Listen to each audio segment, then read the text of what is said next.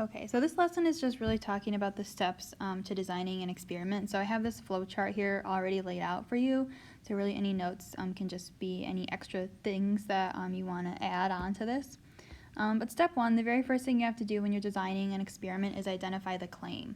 So the claim is just the question that you're trying to answer. So when you are stating your claim, when you're identifying this question, you have to include the population, so the group of people that you care about. You have to include an explanatory variable, which is just the variable that you're testing. So the thing that you're going to be recording, the thing you're going to be keeping your data on.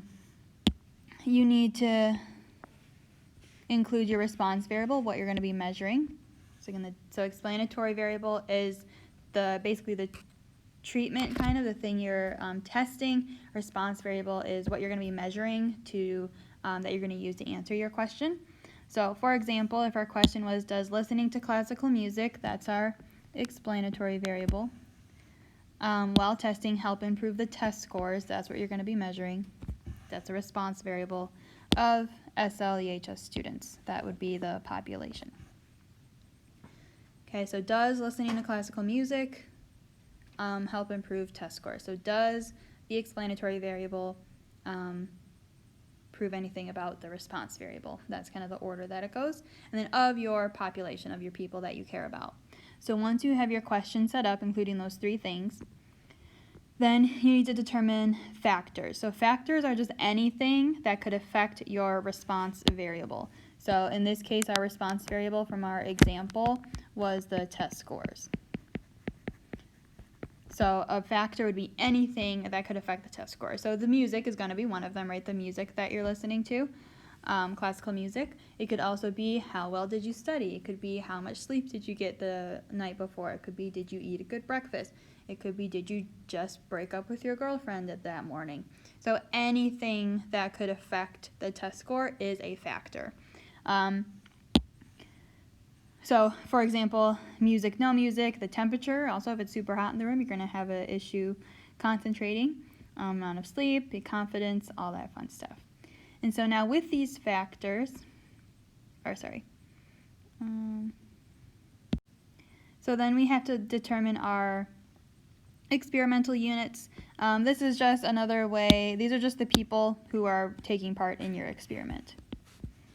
So people in your experiment.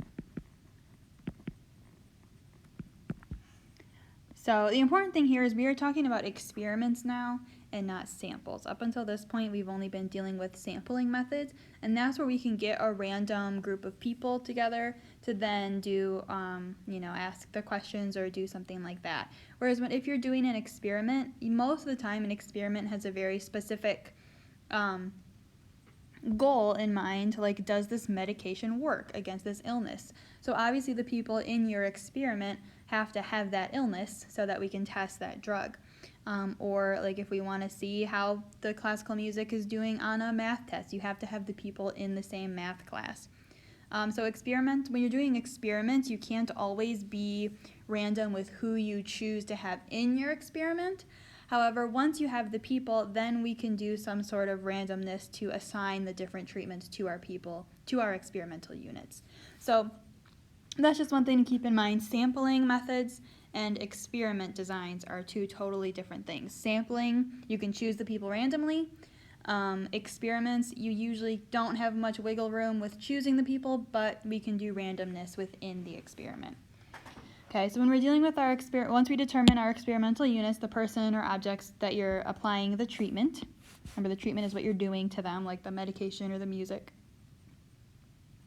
And again, more is always better. Always try to have as many people as you can in your experiment. So for example, if possible, if we could get all the SLEHS students to take part in this experiment, that would be great. But if that's not going to be feasible, just do a sample. So maybe just do like one math test. So everybody, or like the algebra 2, we'll do our algebra 2 test and have a sample of students that way. Okay, once you have your experimental units, then we need to define the treatment. So the treatment is going to be a combination of different factors. Remember, factors were anything that can affect your response variable, so anything that can affect a test score. A combination of different factors that are all controlled by the experimenter, so things that are the same for all the units. So we have a couple different types of factors we can have. We have the controlled factors, which is the treatment. Those are things that you are, the things that you as the experimenter are controlling. So same testing environment besides the music and the same test. So everyone's taking the same test. Everyone's going to be in the same room. Everyone's going to do it on the same day. Things like that you can keep the same in between all of your experimental units. Those are the controlled factors. Things the same for everyone.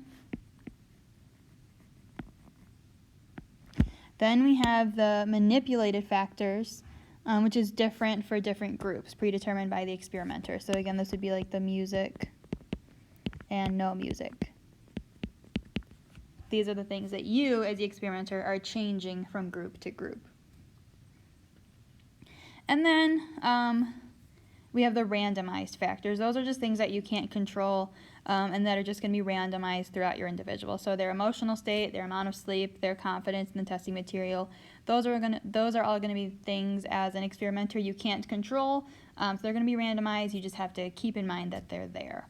So again, there's three types of factors. We have the randomized ones, things you can't control. We have the manipulated ones, which actually, this should be the treatment. The manipulated factors is the treatment, the different treatments you're giving to your groups. And then the controlled factors are the things you can control and you are keeping the same for everybody in your experiment. Okay, so once you have your treatment identified, then you actually get to conduct your experiment. So some aspects of some experiments to keep in mind. There is something called a double-blind experiment. This is just where neither the experimental units nor the experimenter know what treatment is being administered. So there'll be a placebo, which is just a fake medicine, so like an empty pill. Just so that everybody is taking a pill, that's something that's the same, because if obviously people were like, okay, well, you're getting the medicine, so here's a pill, you guys aren't getting the medicine, so you just sit there and do nothing, then there is such a thing as a placebo effect where people think, oh, well, I'm taking the medication, I must be getting better. Then the people without the pill be like, oh, well, I'm not getting the medication, so I guess I'm going to get worse. And that can affect their results. So this way, doing a placebo allows everybody to be taking a pill, so that's the same. It's just some have the real medicine and some have fake medicine or imaginary medicine. And the double blind is just where the experimenter doesn't know who's getting the real medicine and the experimental units don't know who's getting the real medicine. So if they're all taking a pill, they could all believe, oh, I'm getting the medicine, and then they could start to feel better. And that's just randomly assigned. So this is where that element of randomness comes in. Once we already have our experimental units and we are assigning treatments, that is something that can be done randomly. So we can randomly choose what students to test with or without classical music.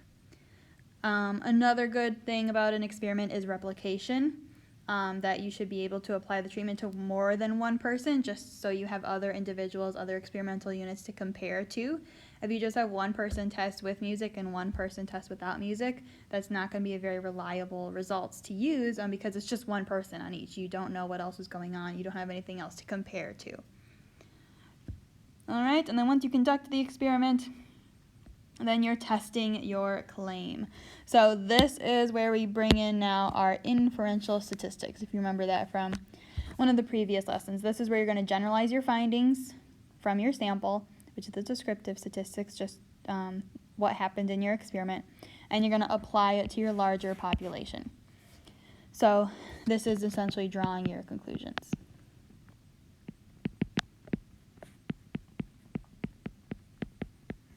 So for example, from our findings, we conclude that listening to classical music while testing can minimally improve test scores. So this is just applying it to everybody, whereas our sample could have just been a group of like 500 students. But we can say based on our results, then we think that this will work for everybody. Okay, so again, to summarize, when you're designing an experiment, again, experiment is different than sampling methods.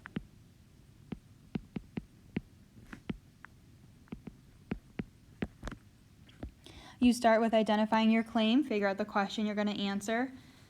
Say what you're testing, what you're going to record, and who you're going to be testing that on, who your population is. You're going to determine your factors, anything that can affect that response variable, anything that can affect that data you're collecting. Then you're going to determine who your experimental units are, who you're going to be doing your experiment on. Again, usually choosing these people is not going to be random because we need individuals with specific traits, but the randomness will come later. Then you're going to define your treatment and all your factors. So what are you keeping the same for everybody? What's the treatment? What are you manipulating from group to group? And what are things that are just going to be randomized that you can't control?